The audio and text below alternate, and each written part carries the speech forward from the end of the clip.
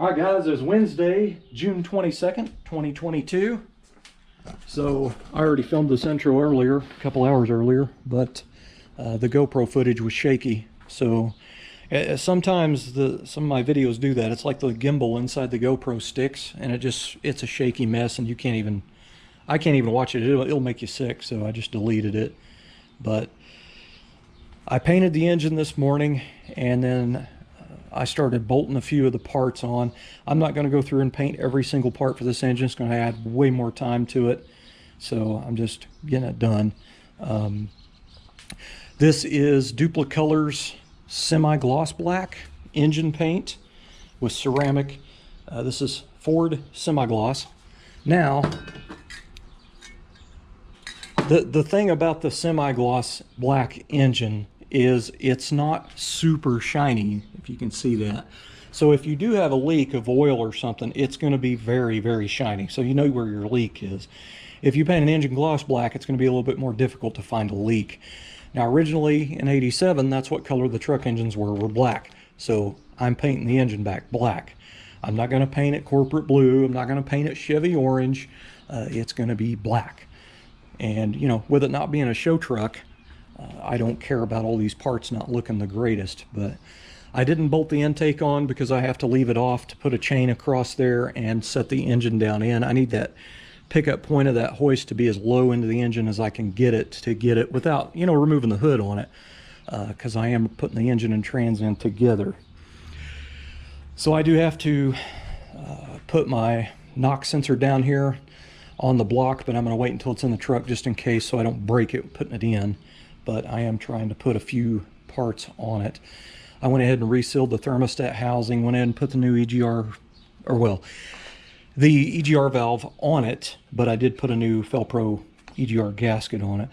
I replaced this probably about 2 years ago because it kept throwing an EGR code, so I went ahead and replaced it. So that should still be fine. But I still need to paint the new water pump and the valve covers. Valve covers are pretty gnarly. I'm going to have to clean those up. I think I'm going to use my nylon cut brush on them, try to clean them up pretty good, and then I'll get them painted. But I'm going to wait to put the balancer on until I prime the engine. That's what I'm going to do here in a few minutes. I brought the oil out. This is a lot of money right here in this bag. This is Comp Cam's break-in oil. I've been using this stuff for probably 15 years probably. I also went ahead and bought their additive break-in stuff. It's just, you know, zinc and all the stuff, because I did go with a hydraulic flat tappet in this engine, and I'm going to put the roller stuff in the 4-door 55 for my wife. But anyway, so I'm going to put the oil filter on and pour the oil down in the lifter valley pretty much, and then hook up the drill to the, I've got an oil pump primer that I made out of an old HEI distributor, and I'm going to prime it until every one of the rocker arms are oiling. And that way when I start that truck, I know it's got oil to every section of it. But I'm going to be hooking up an oil pressure gauge here to make sure that I do have oil pressure. But I'm pretty excited. I'm pretty confident that I might be able to at least get the engine and trans mated together and set down in the truck today. And then tomorrow, if it's not raining, I haven't checked the weather in a couple of days, I could probably put a full day in and I might be able to fire it off. So that's the plan anyway. I still have a couple of crappy things to do. I have to rebuild this throttle body, and I need to get these two studs, broken studs, removed in this manifold and get those replaced. I'm just going to kind of mod these myself, because when I went to O'Reilly's, they did not have a stud kit for these in stock, and the kid couldn't even find them in the computer. So I'm basically going to drill these and tap them to 3/8 by 16, and then I'm going to put just pieces of all thread in there, and I'm going to put a couple little MIG weld tacks up here just to pretty much kind of hold it. It's pretty much all I can do. I might actually just put bolts in it. I guess I could drill it and just put bolts in it. I may do that actually. It'd be a lot easier, because I think there's enough room for a bolt head there. So I may do that. The other one had one broken stud, and I've already drilled and tapped it and used a piece of all thread for it. I actually have to cut it to put it in there, but So when I get the engine and trans mated together over here, I'm going to prime the engine first and then get it hoisted up in the air, get all the engine stand stuff off. I got to put the new front pump seal in the trans and a rear one. I'm going to mate these together, and I'm going to go ahead and use my crankshaft tool here, and I'm going to go ahead and put the torque converter bolts in it right here. That'll be 10 times easier instead of laying into the truck trying to turn the engine over to put the torque converter bolts in. So it should go pretty quick at that point. But I need to go in, and I've taken a few GoPro videos before disassembly, and I was pointing stuff out where hardware and all that stuff is, because it seems like there's another piece that bolts to this, and there's plug wire dividers that go here and here for your plug wires to snap into, and some of them are different shapes than the others, and they're all laying over here with their hardware in the floor kind of strategically. But I need to figure out which side's which and how everything goes. So that's pretty much it. I got to get busy. All right, I'm going to start the process of getting this thing primed.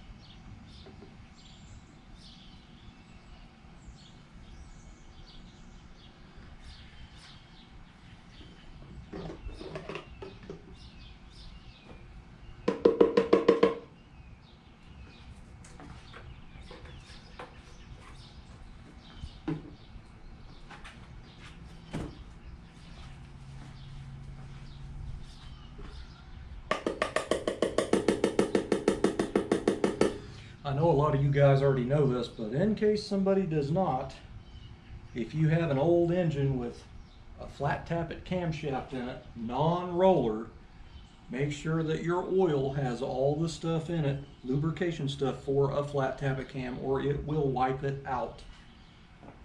I'm using Comp Cams. It's an additive. Probably didn't need it because I actually bought their oil for engine braking that has all the stuff in it.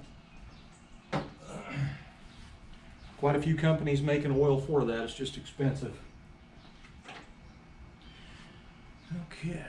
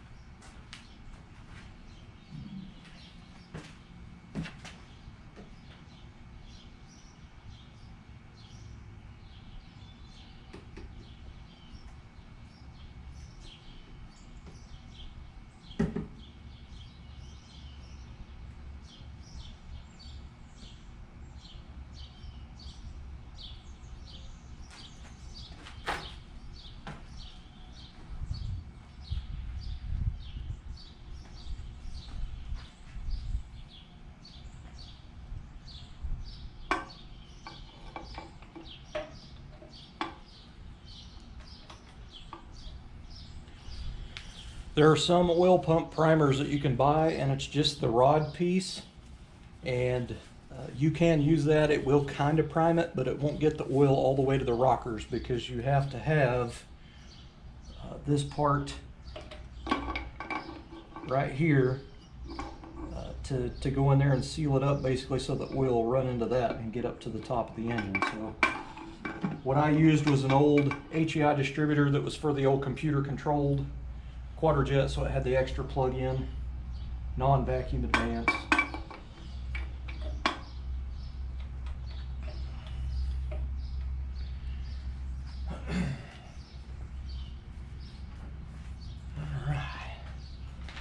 I got a little gauge hooked up here, so we should be able to, should be ready to rock and roll.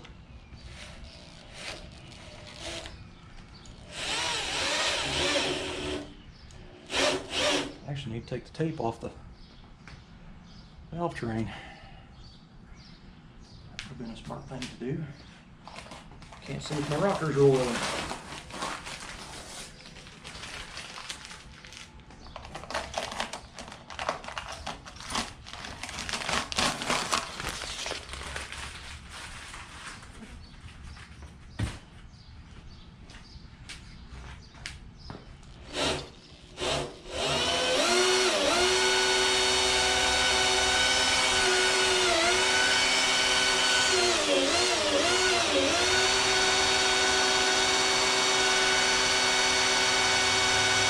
About 67 psi of oil pressure.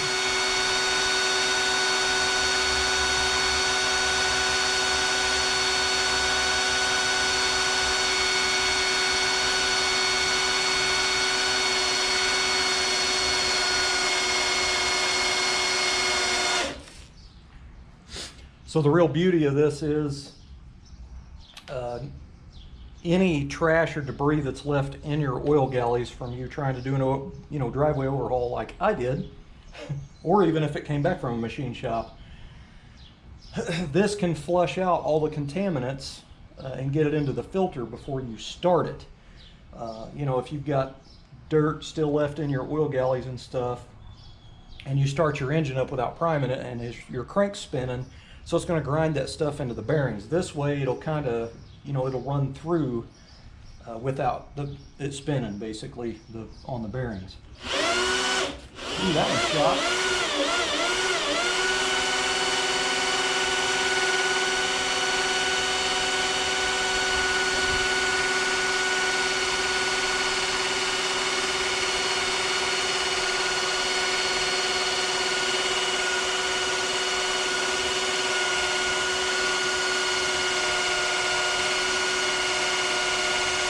Now, not all of them's going to oil until you turn the engine over a little bit.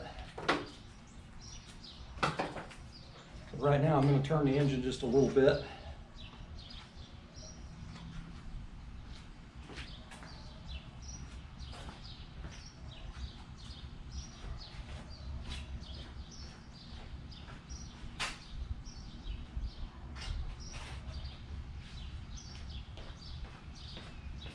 Let's put a mark on that socket where that Woodruff key is, because I want to keep track of where the timing chain is on this thing so I don't get it 180 out.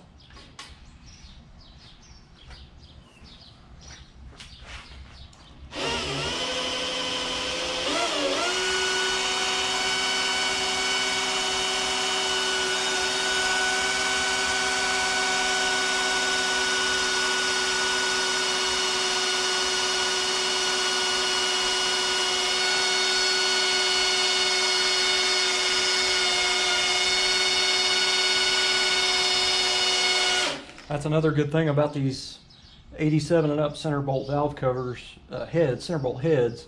They have a deeper pocket down inside of them, so when you're priming your engine, you don't get a lot of mess down the side of the head like you do with an old school perimeter bolt head. It usually keeps it pretty much contained.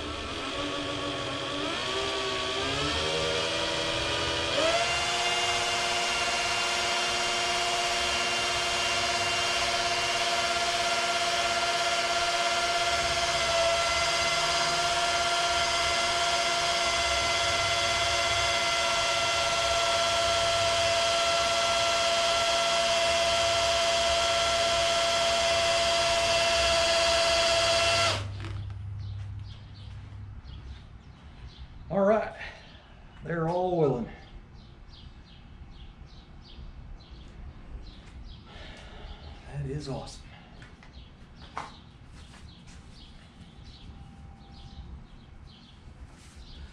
It takes it a little bit to get all of them to oil up pretty good, so I have burned a drill up before trying to do it. So as an old drill I had, probably on its last leg, but I did end up burning one up. It started smoking and was real hot, so this is just a real cheap one from Walmart. It's been a good drill, but if I burn it up, it's only like 15 or 20 bucks or something to replace it.